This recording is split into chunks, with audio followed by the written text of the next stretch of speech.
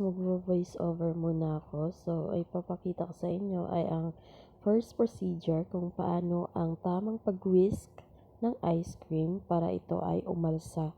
Ito yung first procedure on how to whisk, kung paano siya haluin ng mabuti para ito ay talagang umalsa yung ice cream natin. And then, mamaya, ipapakita ko rin yung second procedure, paano maglagay ng food coloring. So, ito na nga, second procedure na tayo. Habang mini-whisk siya ng mabuti, ayan, tignan nyo na naman, hinahalo siya namin ng mabuti para ito ay umalsa talaga.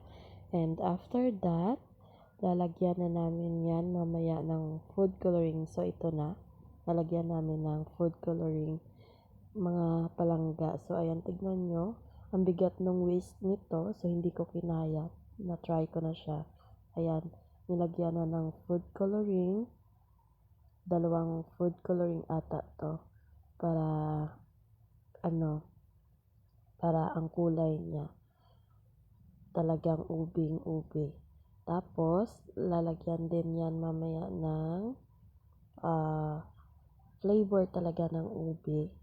Ayan, i-whisk ko ulit siya hanggang, ayan, nilagyan na nga ng ubi flavor para talaga maging ubi siya.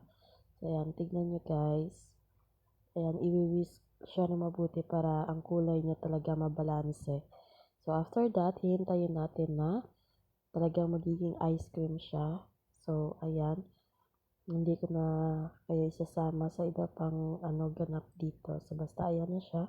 I-whisk lang siya ng mabuti hanggang sa maging ice cream talaga siya.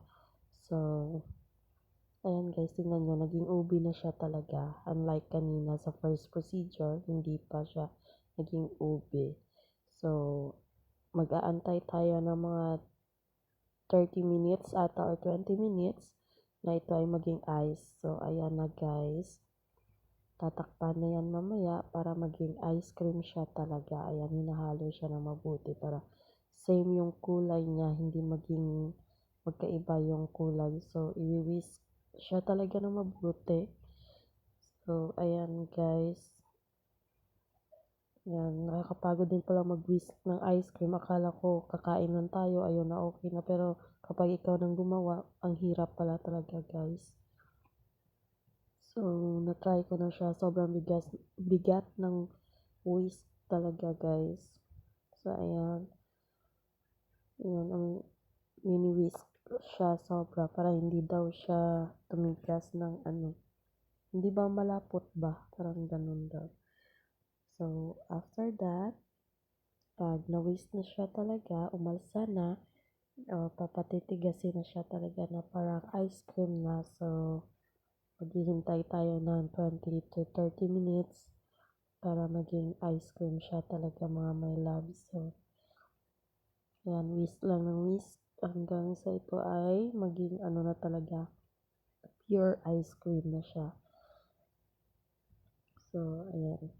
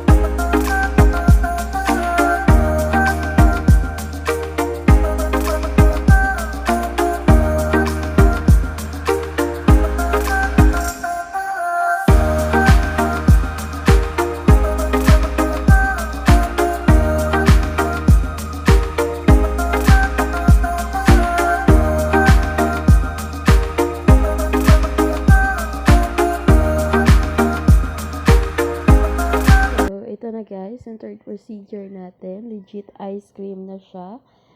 The wait is over. So, ayan guys, tignan nyo. Naging sticky ice cream na siya talaga. Legit ice cream na siya talaga. So, thank you guys. Enjoy for watching.